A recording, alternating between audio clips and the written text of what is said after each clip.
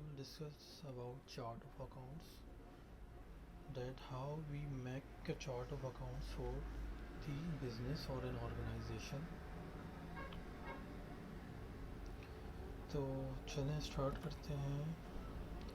Chart of accounts. Chart of accounts क्या है? किसी भी कंपनी की बिजनेस ट्रांजैक्शन जो हम रिकॉर्ड करते हैं उनके अकाउंट्स में। तो अकाउंट सेटिंग करने से पहले हम चार्ट ऑफ अकाउंट्स बनाते हैं कि इस कंपनी में कौन कौन से किस किस नौइयत के अकाउंट्स यूज़ होंगे।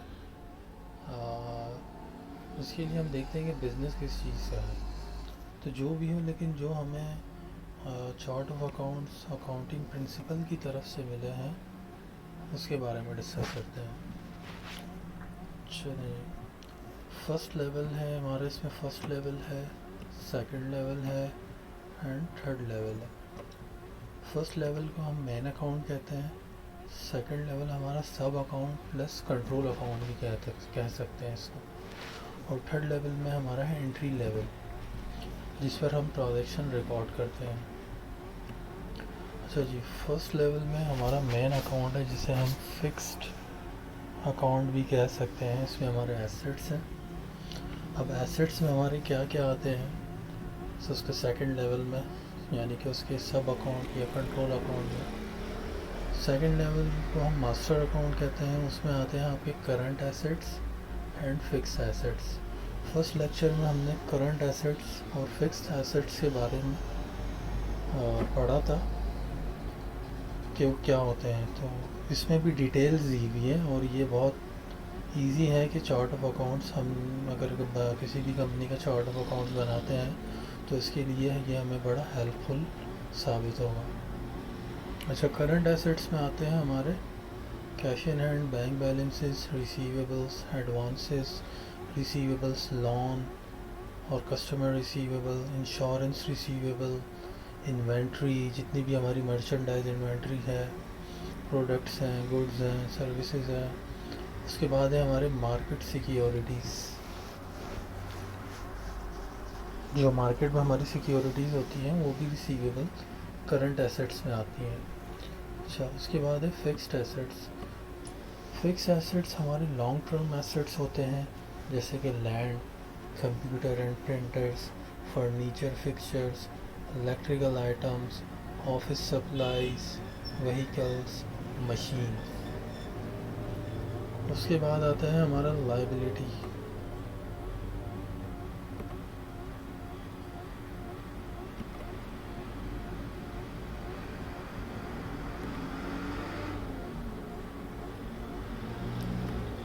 अच्छा जी, इसके बाद आती है हमारी लायबिलिटी। फिक्स्ड अकाउंट कहलाता है हमारा first level liability. Second level master account है इसका, short term liability. Creditors and long term liability creditors, ये दोनों क्रेडिटर्स होते हैं। इसमें हमारे पेएबल टू वेंडर सप्लायर्स होते हैं। और शॉर्ट टर्म लायबिलिटी में इसमें एक्रूवल्स होते हैं, एक्सपेंस पेएबल होते हैं। और लॉन्ग टर्म लायबिलिटीज़ में मार्केट सिक्योरिटीज़ होती हैं, market security payable, lawn payable जो बैंक से हम लेते हैं, बैंक लोन, बैंक ओवरड्राफ्ट, ठीक है। और ये हमारी बैलेंस शीट में शो होते हैं। Current assets, fixed assets, short term liability, meanwhile current liability and long term liability, fixed liability, ये हमारे बैलेंस शीट से अकाउंट्स हैं। उसके बाद है रेवेन्यू। रेवेन्यू में हमारे सेल्स हैं और अदर इनकम कमीशन आती हैं। सेल्स में हमारा लाइक अगर वेयर हाउसेस हैं हमने रेंट पर दिए हुए हैं तो उसका रेंट आएगा, वो तो रेंटल इनकम होगी, ठीक है। या वेयर हाउस हमने बना के सेल किए हैं तो उसकी सेल्स होगी, उसमें उसे रेवेन्यू में कंसिडर किया जाएगा। उसके बाद साइट्स हैं, साइट्स भी डिफरेंट किस्म की होती हैं। लाइक साइट्स ऑफिसेज बनाए हुए हैं, उनको रेंट आउट किया हुआ है या उनको सेल कर रहे हैं, तो उससे भी हमारा रेवेन्यू जनरेट होता है। उसके बाद अदर इनकम कमीशन, जैसे कि वेयर हाउसेस की रेंटल इनकम हो गई और शेयर्स हमने इशू किए हैं, ठीक है। कमीशन से मुराद अगर हमने कोई वेयर हाउस रेंट पे दिया हुआ है तो उस पर जो हमें कमीशन मिलता है वो भी हमारी एक किस्म की इनकम है, अदर इनकम में इसको कंसिडर करते हैं। और ये हमारी इनकम एंड लॉस स्टेटमेंट के अकाउंट्स है, प्रॉफिट एंड लॉस। इसके बाद है इक्विटी कैपिटल, ये भी हमारे बैलेंस शीट के अकाउंट है।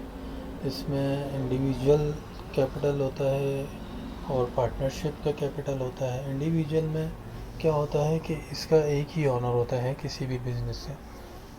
अच्छा, इसकी जो थर्ड लेवल है, वो एंट्री लेवल, जो हम ट्रांजेक्शन रिकॉर्ड करेंगे, लेट सपोज अगर ऑनर ने, इंडिविजुअल ने इन्वेस्टमेंट की है साइट्स में, या ड्राइंग्स फ्रॉम इन्वेस्टमेंट है, इन्वेस्टमेंट में से ड्राइंग किया है, विड्रॉ की है अमाउंट, वो इसमें हम काउंट करते हैं।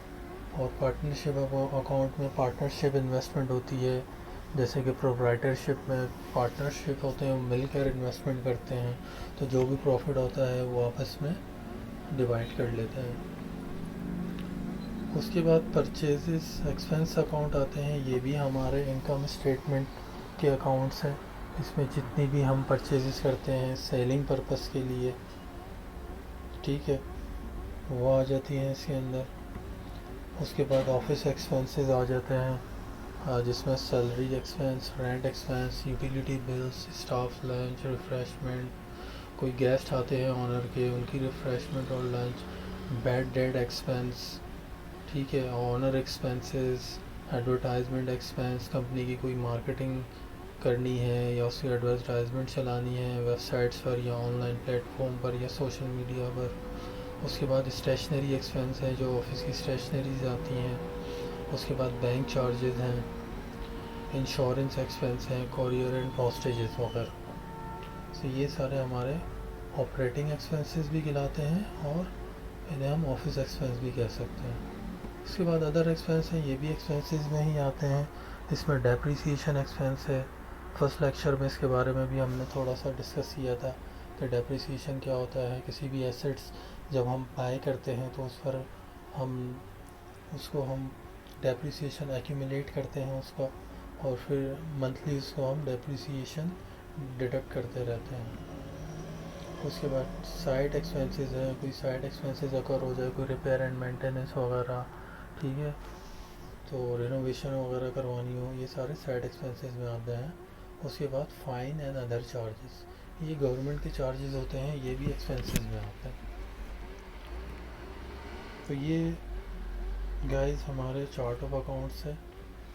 कोई भी कंपनी या बिज़नेस स्टार्ट करने से पहले, या अकाउंट्स, आपने कहीं नई जॉब स्टार्ट की और वो बिज़नेस नया है, तो उसके लिए आपको चार्ट ऑफ अकाउंट, सबसे पहले उस कंपनी का चार्ट ऑफ अकाउंट्स बनाना पड़ता है।